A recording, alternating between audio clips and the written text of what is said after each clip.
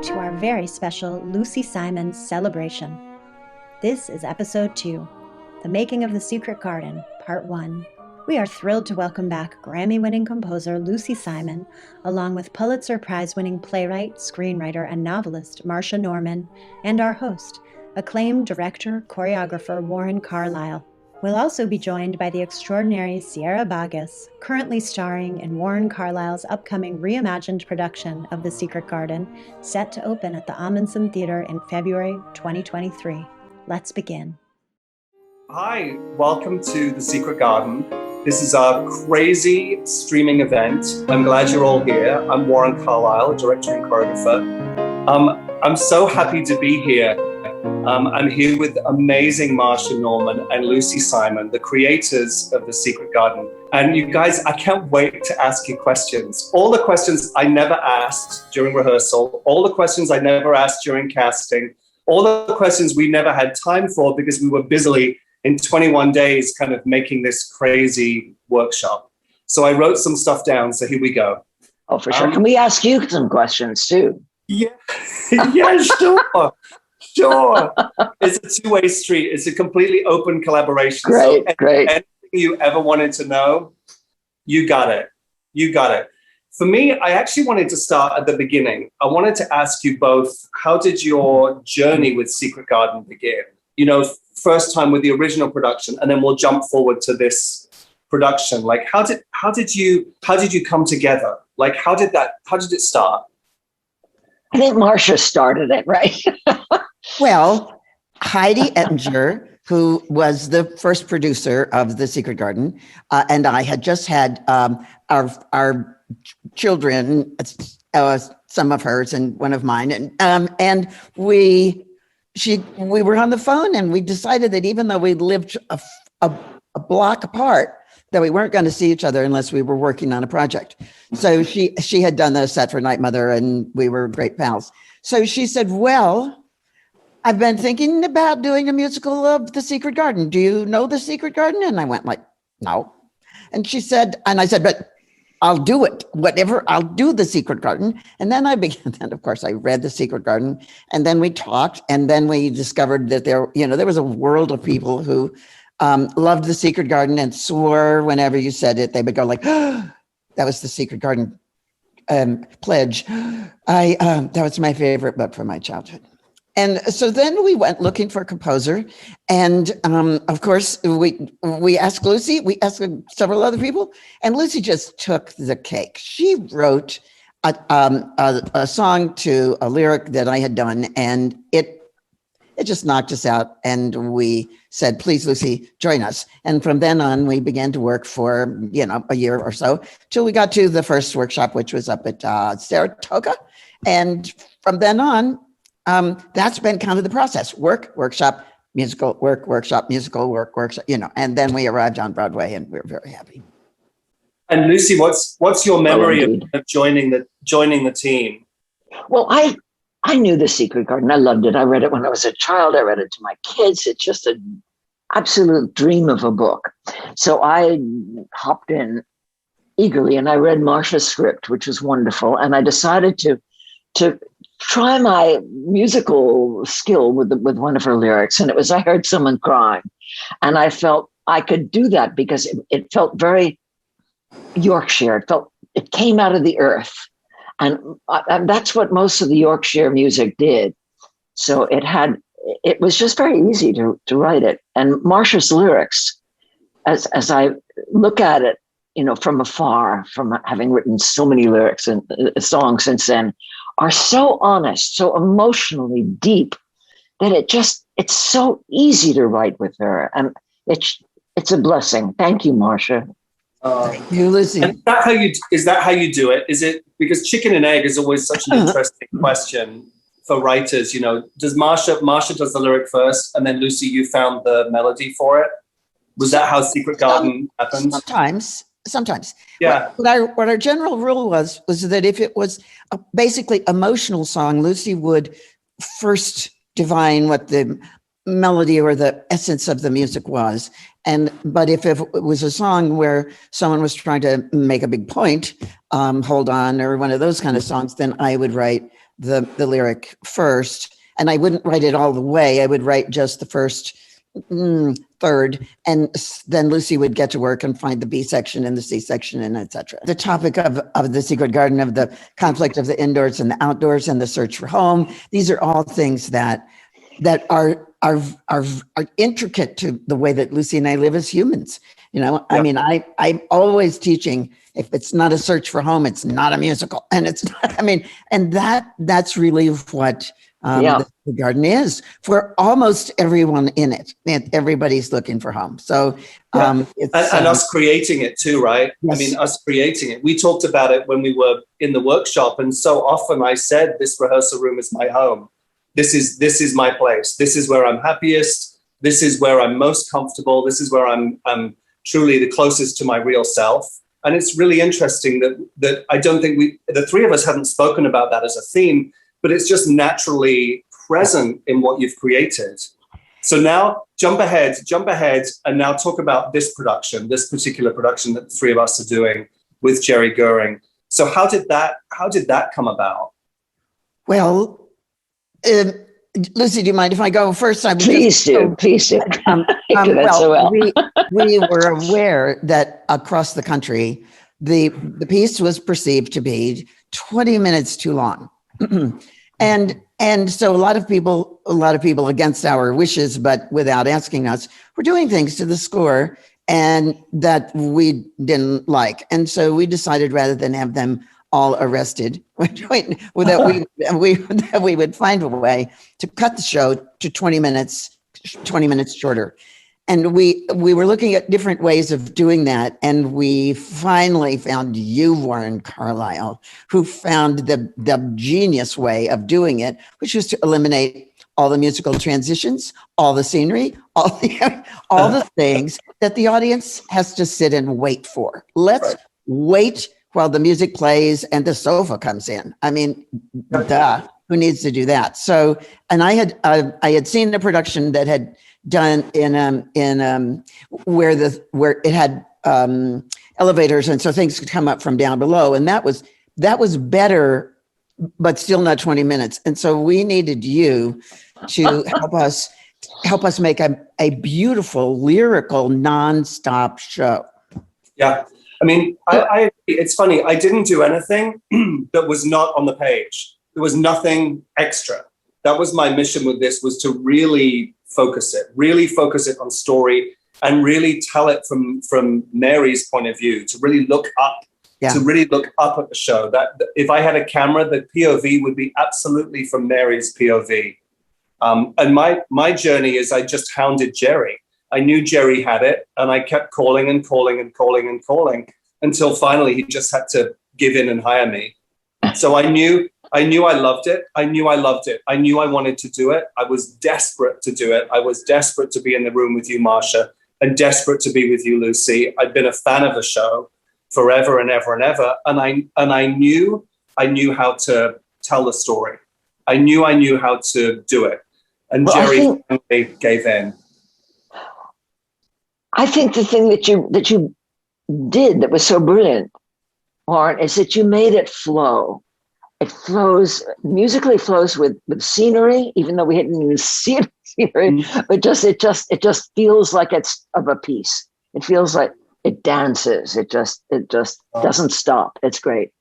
And it's been such a thrill to work with you. Now, Warren, I want to ask you a question. Why did you love the musical? Why did you want to do it?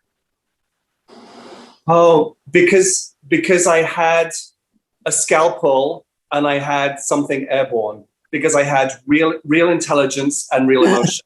And there are so few pieces that have both of those elements. Mm-hmm. And I'm such an emotional creator that I knew I could deliver that. I knew I could match the emotion of the music with the movement or the way it sweeps. And I was noticed that you've done that. And I was really eager as a director to live up to what Marsha has written. So I have this kind of like, I'm going to be a great director, and I'm going to focus on the story, and I'm going to make sure this family is understood. I'm going to make sure this little girl finds her home. And I'm also going to open my heart and allow myself to feel the emotion of come spirit, come charm. or any of those kind of wonderful things that we all managed to get airborne by some miracle. It isn't quite a miracle. It's you. The day that Lucy and I first saw Come Spirit, Come Charm, we were holding on to each other not to faint at the beauty of it and the true magical spirit of deep healing, which is, it's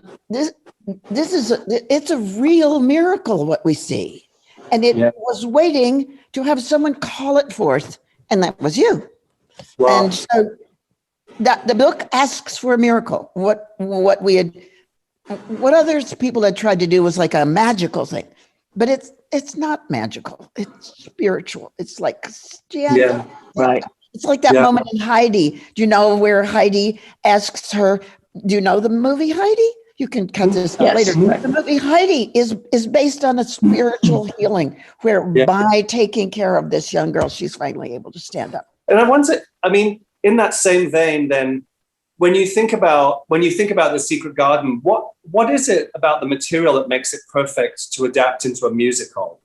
Was it just those elements, the element of hope, the element of family, the element of magic? It sang easily, it speaks easily, the characters are strong and well defined.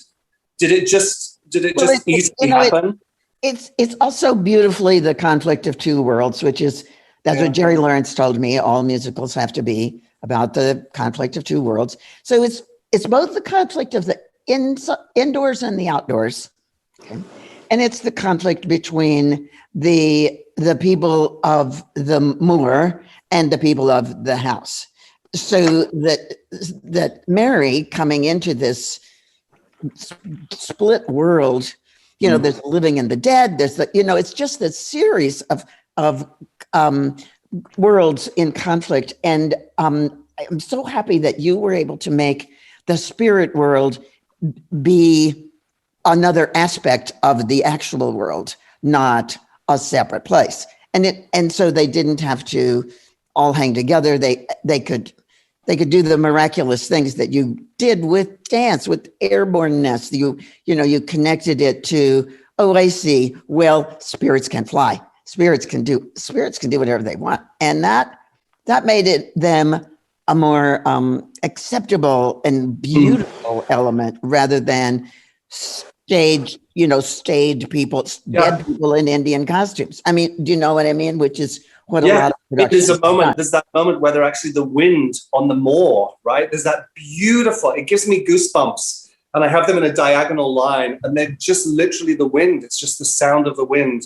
And I liked the theatricality of that too, and the freedom. They could just appear and disappear and appear and disappear. And I think that's a reason to adapt it into a musical, is it improves the telling. The theatricality of what you've written improves upon the original material. Oh, well, the other thing that I have to say, and if ever I'm looking for something to adapt, it has to sing. I have to be able to find the voices of the characters. And that is such a pleasure to find. And if I can't find them, then I know I'm in trouble. Yeah. But every single one of those characters sings. That's interesting too. When you were creating it, were the things that happened really easily, and were the things that were very difficult to create and it took you a lot of goes, or it took a lot of figuring out? I'd be curious about what were the easiest things and what were the most difficult things. Well, I know that the most difficult was the robin. It's what? The dang robin. The robin. Do you know the robin that guards the garden? The robin. Oh God, that was hard, right? Robin. This is like, it's not a spirit or human, it's a bird. And I think in film, I haven't seen any of the Secret Garden films, but I imagine that they do a better job with the robin, but I don't know. I found the character most difficult to find the voice of was Craven. That's interesting. And did you have a couple of goes at certain things? Was the one song that you did 8 versions of, or was the one moment that you just struggled with finding the right voice for? Well, I think we wrote 4 or 5 songs for him, and we came back to the original one we wrote was, if he should disappear, let's start again. Yeah. Wish. Mm-hmm. Yeah. That's so it's so interesting. I'm always so curious about what's easy and what's difficult about things, because of course every single thing you write has a different answer, right? Every production is going to have a different answer to that. This is a silly question, but how many, because Secret Garden is such a beloved property and a beloved show, have you both seen thousands of productions? How many have you seen? I can't count how many I've seen. I just, high school kids call me up and say, will you come? Of course I'll come and talk to them. So I just divided our partnership in that way. Lucy goes, and I don't. Wow. All right. Lucy is so loved. Those people come up to her all the time and say, I learned to sing on, etc., Song of Lucy's. And so they don't need to see me. They need to see Lucy, because the magic of the piece is in the music. Sierra Boggess describes her first impressions of Lucy Simon. Nobody writes music like Lucy Simon. I feel like she writes completely from the heart. And when I've talked to her about music, she does. She talks about, she doesn't read it. She writes from feeling, so the way that she writes is the way that I love to sing. Secret Garden was one of the first cast recordings that I ever owned. I wore out the cassette tape first, and then I wore out the CD till it started skipping. So when we met, it was for me meeting a goddess to meet Lucy and to work with her. And when you work with Lucy, you know that you're working with somebody who understands music on a visceral level. And she and I connected immediately, especially with Lily. She is Lily. She is this ethereal goddess, incredible human that makes you want to be better just being around her. You want to be better, and you want to sing better, and you want to make music better, and love, and she's just pure love. She's pure love. So it's like heaven being around her and to work with her and to sing her music. I feel such gratitude that we've been able to give the world this piece. I mean, it's just, Marsha, it's you and me that did it. And it's just, it makes me so happy that we were able to do it. On opening night, and who knew anything? It was my first venture out into the theater world. And I said to Marsha, this has been such a gift for us to work on this. And now we're giving the gift out to the world. And I felt that way. One of the things that I always ask myself when I sign on is just that dreaded red carpet question of like a microphone and, hey, Warren, why the Secret Garden? Why now? And then, the why now is a really interesting question. So I'm curious to jump to the red carpet and ask you both that question. Why are we doing the Secret Garden and why now? Or why would we want to do the Secret Garden on Broadway and why now? Why is now a good time for this particular story and this particular production?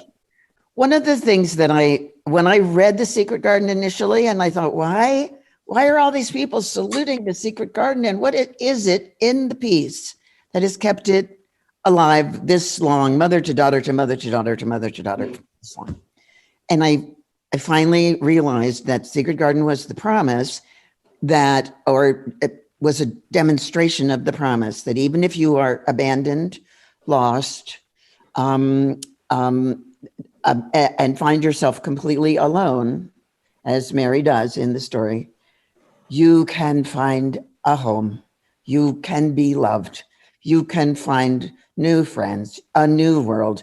You've only just begun. And that's the promise that living in this COVID world, we've all been hanging onto that promise that even if the worst happens and we all have to live in our houses with the people who are already there and we can't go outside and we can't, we've all been believing and praying and whatever, that we could come home again, we could find our lives again, and we could live and be happy. And that's exactly what happens in The Secret Garden.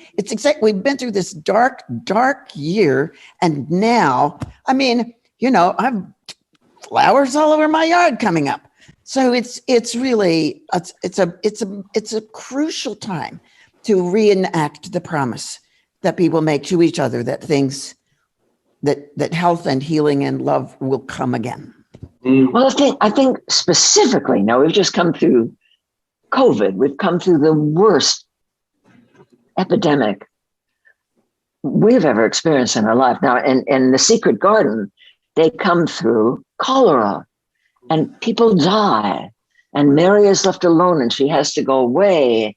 And so it really is a story about healing, about coming back to life. And the garden is the metaphor for coming back to life. And it's done so beautifully. And I think that right now we all need to come back to life. We need rebirth so badly. And it's a great time to bring the Secret Garden back. Yeah, I agree. It's interesting. I feel it about family. You know, I'm in a country all on my own without family, and this time has been really challenging. And Secret Garden for me speaks to that. You know, this little girl. I love that it's a little girl that's the lead of our story. She's the center of our universe. I love that because it allows us to see the world through her eyes. You know, that's a very powerful way of looking at things. I love the message about family, that she's in search for family and she's in search for home. And I love the broken nature of Archie too. You know, he's really lost. Both of these people, there's no way these people are ever going to be together or find each other. And by some miracle, they do. I think it has a very hopeful, I think Secret Garden has a very, very hopeful message that if you believe in magic and you believe in the seasons and you believe things will happen, they will happen. And that garden comes through at the end. Little Colin taking his first steps. So much of that for me was about faith. It was about all those spirits and that little girl believing in that little boy. And then he believed in himself and he could. And that little girl and that little boy, that's all of us. That's it's so wonderful. Yeah. That would be my red carpet answer of why Secret Garden, why now? I just think we need it. We need something to believe in. We need something with good morals and good family values and something that's also beautiful and magical. I think it's a good time for it. Let me jump to my next one. So then talking about this production, is there anything that's defined this production? Is there anything about this particular telling of it that makes it different from all the others? It's airborne. Yep, good. Absolutely airborne. It is, and that's because of you, Warren. Because you've your life causing people to jump and leap and fly, and those things. We were never ever so off the ground as we are in your show, and I think that's the whole key. And of course, gravity is hard to forget about. So it's why we didn't have. You're just brilliant, Warren, and spirit come charm is the most electrifying thing I ever saw in a moment of my work. You know, before I could kind of go like, well, that's the idea, but that's not the feeling of it. Mm-hmm. And what you did was put it in the friggin' air. But you know what was interesting is I think I had in my head what you talked about the inside and the outside, because the inside to me feels very buttoned up and feels dusty and dark, and the windows are closed and there's candlelight. And as soon as we go outside, I can actually feel the air around me. And all of those characters that are outside, Ben and Dickon and eventually Martha, and of course Mary likes being outside too. It's like you could feel the air in the room change. And I think that's in the writing. I think the way you constructed it from inside with pressure and you can feel the screws turning to this great release. Yeah. I think we all, the cast included, I think we all felt that release. We all just wanted to run around like lunatics. So I think it was, that Dickon dance, for example, the Dickon Winters on the Wing.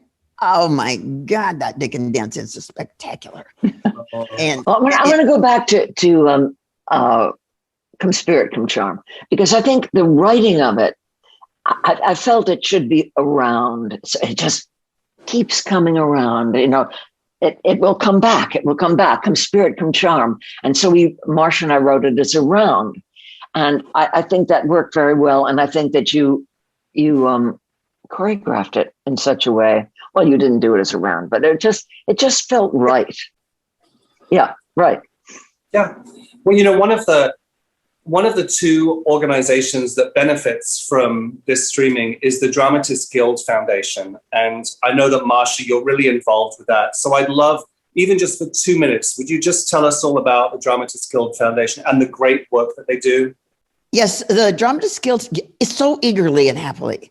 The Andrew Lippa is now the head of the Dramatists Guild Foundation, which is the charitable arm of the Dramatists Guild Fund, of the Dramatists Guild. Sorry, the Dramatists Guild Fund is if you want to give money to the Dramatists Guild, you give it to the fund. And Andrew has raised and given away $1.5 million this year for playwrights and writers in need. And they did not turn down a single request. Lucy, it's funny. I wrote earlier some questions for you, but I think you answered them. One of my questions you answered. So my question was, what was your way into this material? But the first thing you wrote was, I heard someone crying, right? Mm-hmm.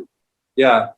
And then take me through the next things you wrote and how, and then also, did you know immediately how you wanted it to sound? Did you know immediately, like the Yorkshire, and then did you just hear a soundscape and you knew exactly what to do?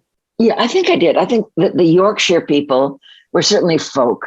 The grown-ups were more not operatic, but more art songs. And I used that background in writing for them. And I don't know. It comes from it comes from the source, right? But I was just thinking about another song that Marsha wrote, which was Clusters of Crocus. So I set that just a little bit, and I got to the end and I sang Come to My Garden. And then I wrote that melody and I gave that to Marsha, and Marsha wrote that beautiful melody. And then we added Colin's voice. No, we want to do that. So I listened to the Come to My Garden melody over and over again. Didn't even have the equipment that I have now, but I just listened to it. I sang a melody to that and gave it to Marsha, and Marsha wrote that beautiful Lift Me Up. So, that's sort of the way that music grew. It was an evolution, I guess. Here is Sierra Boggess, accompanied by Joseph Falcon on piano and Sarah Seaver on cello, performing Come to My Garden.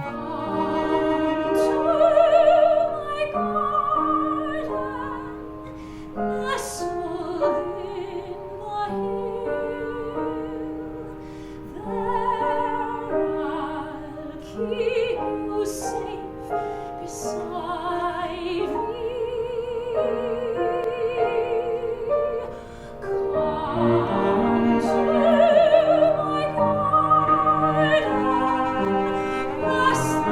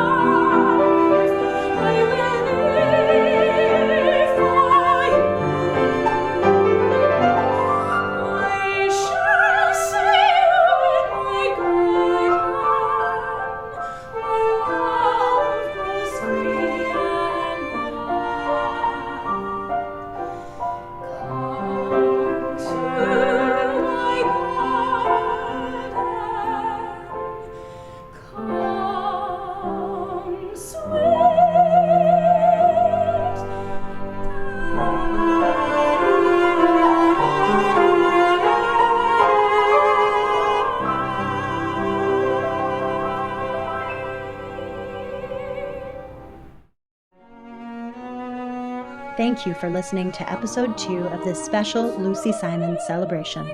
Please stay tuned for the rest of the episodes in this 5-episode series.